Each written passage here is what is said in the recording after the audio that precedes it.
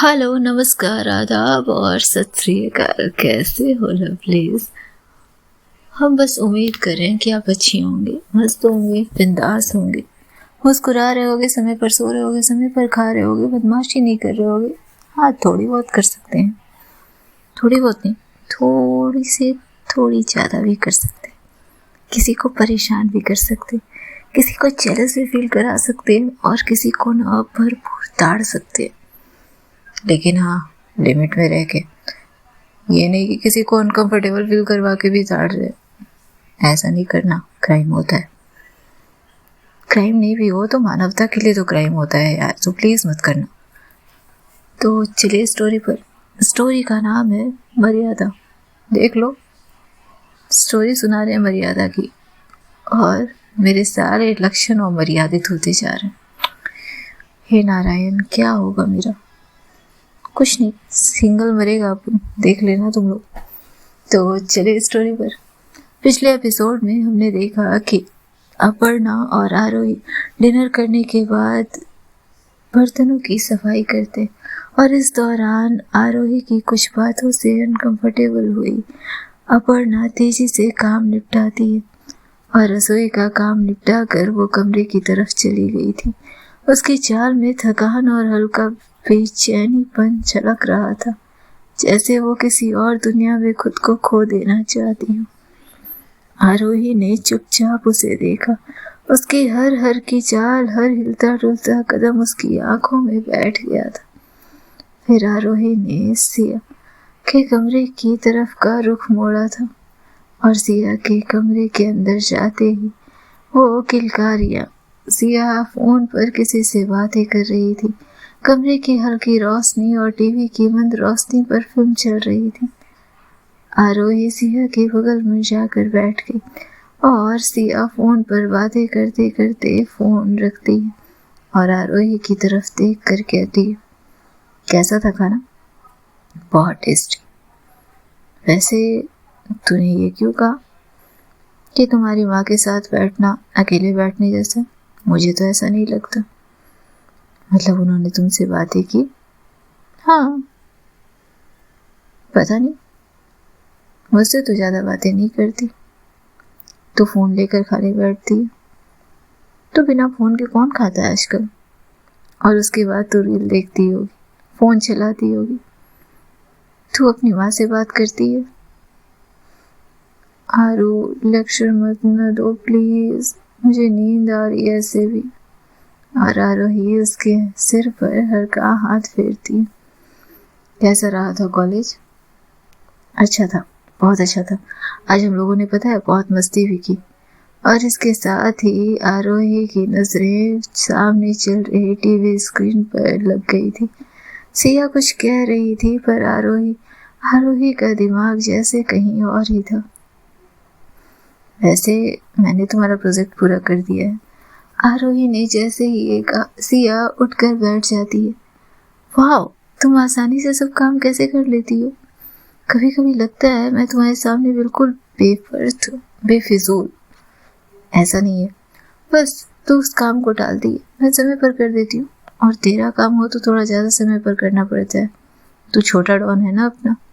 आरोही अपनी हंसी को जहाँ खिलखिला रही थी, वहीं सिया उसके गले लग गई। थैंक यू आरो। वैसे आज सैड क्यों लग रही? किसने कहा कि मैं सैड हूँ? मैं तो बिल्कुल सैड नहीं हूँ। पक्का ना? पक्का। तुझे यहाँ मन लग रहा है ना? हाँ।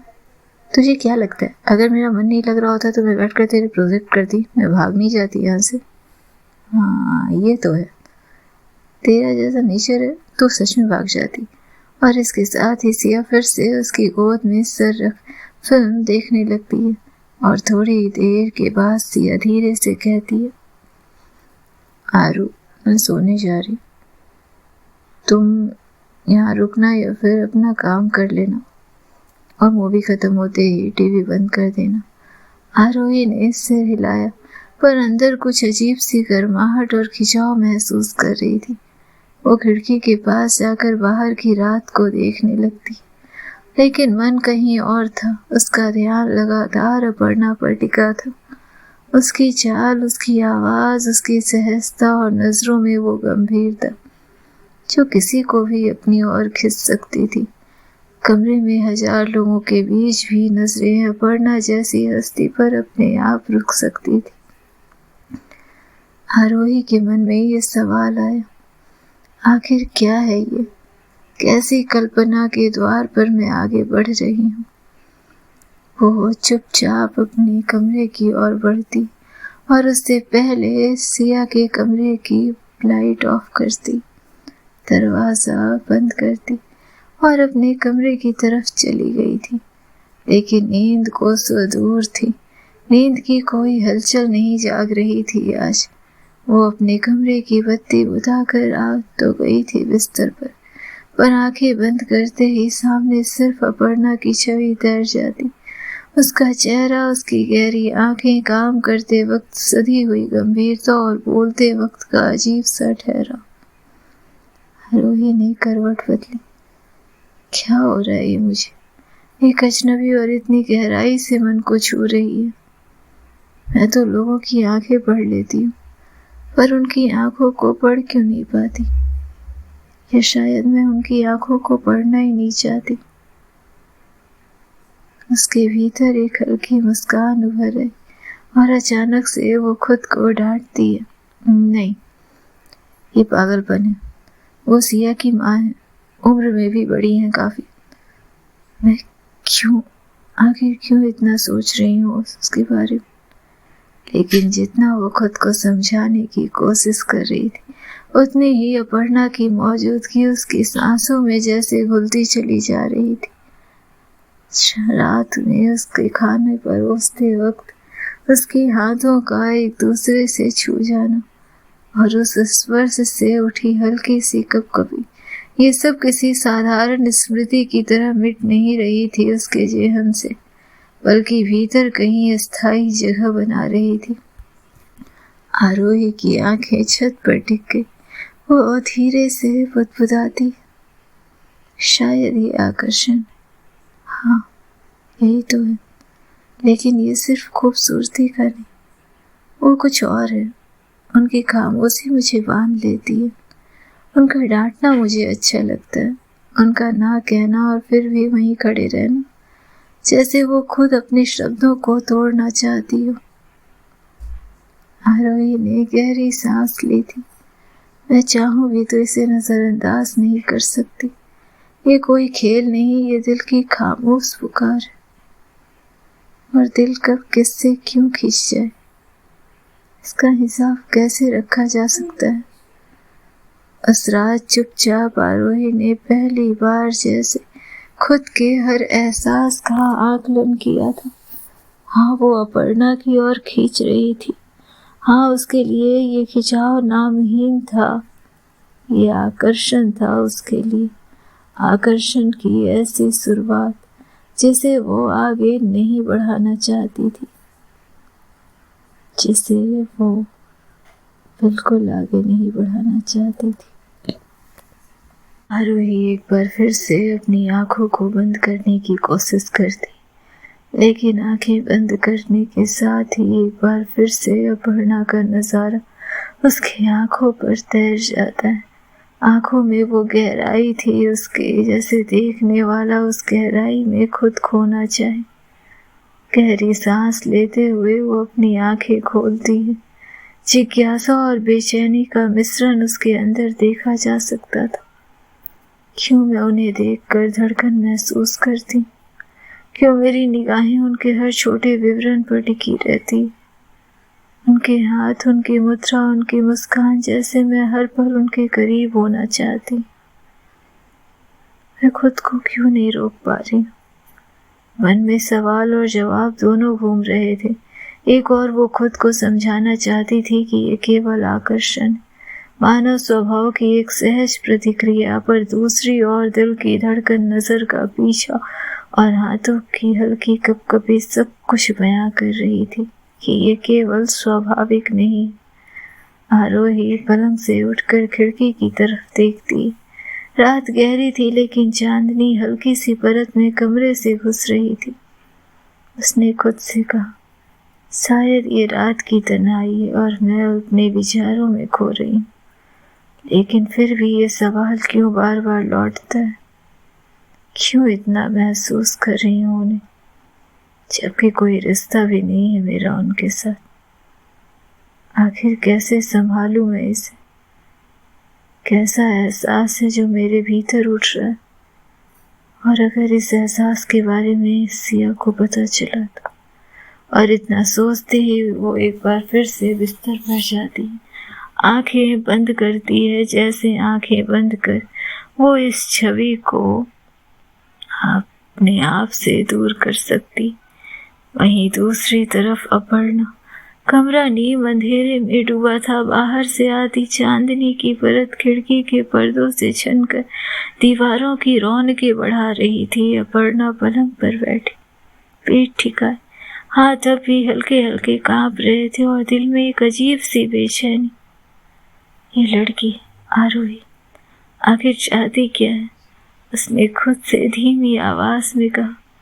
जब भी वो पास आती है मुझे क्यों घबराहट होती, क्यों लगता है जैसे उसकी आंखें मुझे देखती नहीं पड़ती है, जैसे वो कुछ जानती हो मेरे बारे में। पर क्या? अपर्णा की सांसें गहरी होती चली गई। उसे याद आया कैसे अभी कुछ देर पहले उसके कमरे के दरवाजे के पास आरोही की छवि दिखी थी। उन आंखों में एक अजीब सी गहराई है, कुछ अनकहा, कुछ अनजाना, कुछ ऐसा जो साधारण तो नहीं है। अपर्णा अपनी आंखें बंद करती, महसूस करती है उस नजर में खिंचाव का, एक चुप्पी का जो उसके भीतर उतर रहा था। और हर बार जब आरोही पास आती, उसके शरीर में एक हल्की सी कंपन दौड़ पड़ती थी। क्यों लगता है मुझे जैसे मैं उसके सामने बिखर जाऊंगी, जैसे उसकी मौजूदगी मुझे थाम देती। क्या ये सच में कुछ देख लेती है मेरे अंदर, मेरे भीतर का खालीपन, मेरे अकेलेपन का बोझ? नहीं, इतना आसान नहीं है। अपर्णा का दिल और उलझने लगा था। वो सिर झुकाकर तकिए पर हथेलियां दबाने लगी, तभी अचानक मानो उसे कोई धारा याद आती हुई खुल गई हो। वो लम्हा जब उसने पहली बार आरोही को खाना परोसते देखा था अपने लिए। उसे याद भी नहीं आता कि आखिरी बार कब किसी ने उसकी थाली में कुछ परोसा था, लेकिन आरोही बेहद सावधानी से, जैसे किसी पुराने रिश्ते की परवाह कर रही हो, उसके लिए खाना परोस रही थी।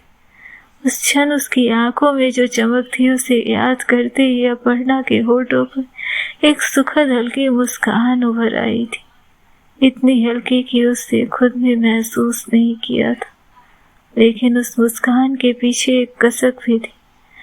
अपर्णा ने फिर जोर से अपनी आंखें खोली, धीरे से पलंग के पास रखे फोटो फ्रेम को उठाया, कांच पर उंगलियां फिराते हुए उसने तस्वीर देखी। उसमें वो और उसके पति खड़े थे।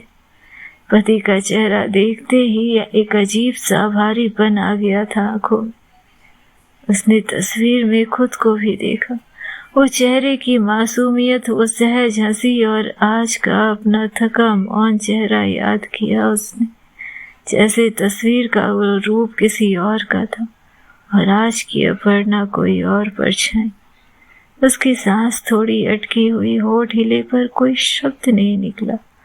उस तस्वीर को देर तक देखती रही, जैसे मन ही मन सवाल कर रही हो, क्या मैं वही हूँ? क्या मैं सिर्फ एक छाया हूँ उस स्त्री की? धीरे धीरे उसने तस्वीर पलंग के पास वापस रख दी। उसके चेहरे पे अब कोई मुस्कान नहीं थी, बस एक फीकी सी मायूसी और आंखों में चुप्पी। अपर्णा ने करवट बदली, आंखें बंद की और मन में सन्नाटा। लेकिन इसके साथ ही कुछ सवाल भी थे जो किसी रास्ते प्रवेश कर रहे थे। आरोही की आंखों की गहराई, उसका पास आना, उसकी अजीब सी बेचैनी जब जब अपर्णा उसके सामने आती थी, और अपने ही भीतर का खालीपन। और इन सब के बीच अपर्णा नींद की तरफ ढल गई, एक ऐसी नींद जिसमें सपने नहीं होते, सिर्फ घबराहट और अधूरे सवाल होते हैं, किसी बात का डर होता है, किसी अनदेखे एहसास का जैसे इंतजार। पर सपने सपने तो नहीं होते। क्या होना था आगे जाने के लिए सुनते रहे नेक्स्ट एपिसोड। तब तक खुश रहे, स्वस्थ रहे, मस्त रहे, बिंदास रहे। और हाँ, आज स्टोरी थोड़ी छोटी एडजस्ट कर लेना, कल पक्का थोड़ी सी बड़ी स्टोरी दे देंगे। और हाँ, ऐसा मत समझना कि हम सिर्फ बोल रहे हैं, हम अपने वादे के बहुत पक्के हैं। कभी आजमा कर देख लेना। टेक केयर लवलीज, इश्क करते रहे।